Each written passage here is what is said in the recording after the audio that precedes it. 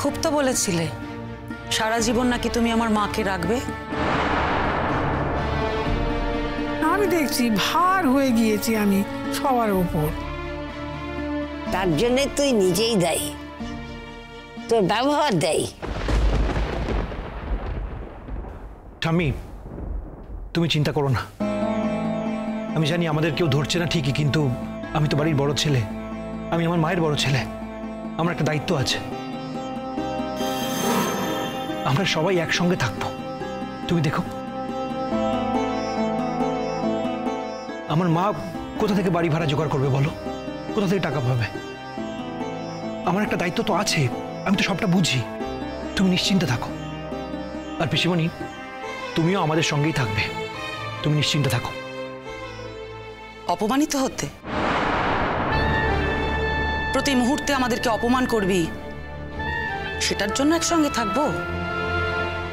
কি আশ্চর্য পিসিমণি, আমি কি শুধু তোমাদের অপমানই করেছি?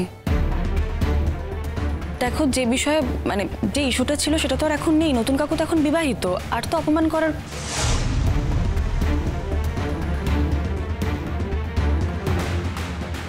সরি নতুন কাকি, তোমার সামনে কথাগুলো বললাম, মানে তুমি তো এখন সবটাই জানো, এখন তো আর লুকানোর কিছু নেই, তাই সরি। ইটস অল রাইট, আগে সার্জারিটা হোক, পরের কথা পরে ভাবা যাবে।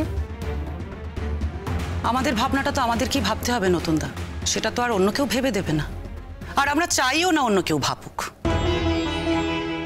যাকে কথায় কথায় অনেক সময় নষ্ট হয়ে যাচ্ছে, এটার কোনো মানেই নেই।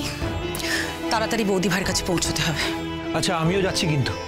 তুই যাচ্ছিস, তোর ব্যাপার, তার সঙ্গে আমার কি? না মানে আমি যখন যাচ্ছি তুমি আমার গাড়িতেও। আমার যখন গাড়ি নেই তখন কারোর গাড়িতেই আমি যাব না। আমার বৌদি ভাইয়ের কাছে আমি বাসে ট্রামে যেভাবেই হোক ঠিক পৌঁছে যাব।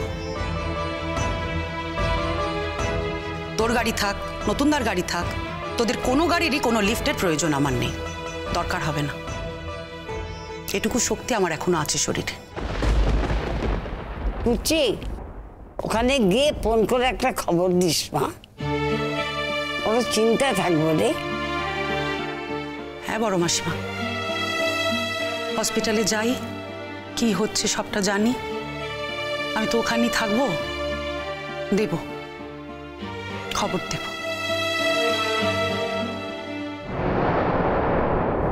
আচ্ছা, ও যখন আমাদের সাথে গেলই না, তাহলে চলো আমরা এগিয়ে পড়ি।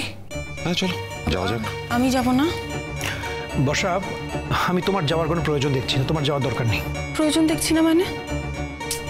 আমি এ বাড়ির বড় বউ, আমি না গেলে লোকে কথা বলবে না? ও, তার মানে লোকে কথা বলবে বলে তুমি যেতে চাইছো? বাহ, খুব ভালো।